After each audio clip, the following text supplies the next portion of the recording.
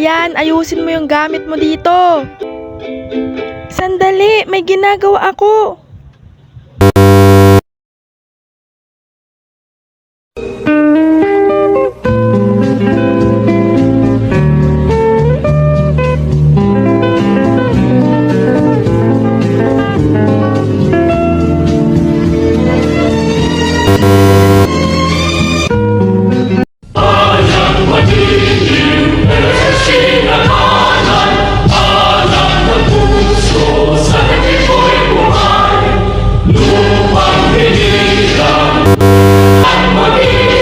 Isa ka rin ba sa mga taong gumagawa niyan?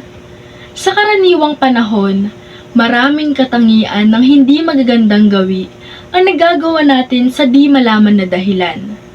Kaya bilang mag-aaral, tayong lahat ay naging pamilyar na sa kung ano nga ba ang tinatawag na core values. Ito ay binubuo ng 4 na klase at madalas na binabanggit sa flag ceremony. Sa panunumpa ng katapatan sa watawat ng Pilipinas, ang huling 4 na linya nito ay ang makadiyos, makatao, makabansa at makakalikasan. Kaya halika, samahan mo kong aralin, alamin at ibahagi sa inyo ang isang batas na makatutulong para tayo ay magkaroon ng kabutihang asal. Ayon sa Republic Act No. 11476, ang GMRC ay tumutukoy sa tiyak at tinatanggap ng mga pagpapahalagang panlipunan, kabutihang asal at wastong pag-uugali na nagpapakita ng paggalang sa ibang tao. Sa kabilang banda, ang values education ay nakatuon sa internalisasyon ng halaga ng mga mag-aaral na naglalayong magturo ng mga prinsipyong etikal at kakayahang kumilos batay sa mga prinsipyong ito at disposisyon na gawin ito.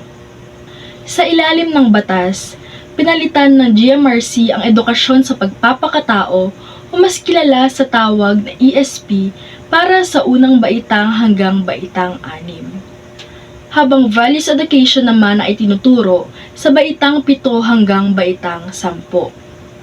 Mandato rin ang integrasyon ng values education sa kasalukuyang paksa na itinuturo sa baitang 11 hanggang baitang 12. Sa madaling salita, ito ay isang batas na nag-institusyon ng mabuting asal, tamang pag-uugali, at edukasyon sa pagpapahalaga ng K-12 curriculum. Lingid sa ating kaalaman na nawawalan na ng pagtangkilik ang mga kabataan sa sariling atin. Gaya na lamang ng pagkalimot sa tuwing nakikipag-usap sa matatanda na magsabi ng po at opo. Kaya tayong lahat, bata man o matanda, dapat tayong mamulat at matutong itama ang mga maling nagagawa natin sa araw-araw.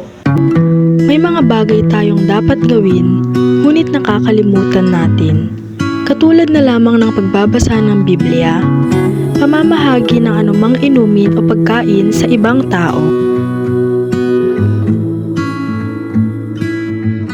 pagtatapon ng basura sa tamang basurahan, at ang wastong pag-awit ng lupang hinog.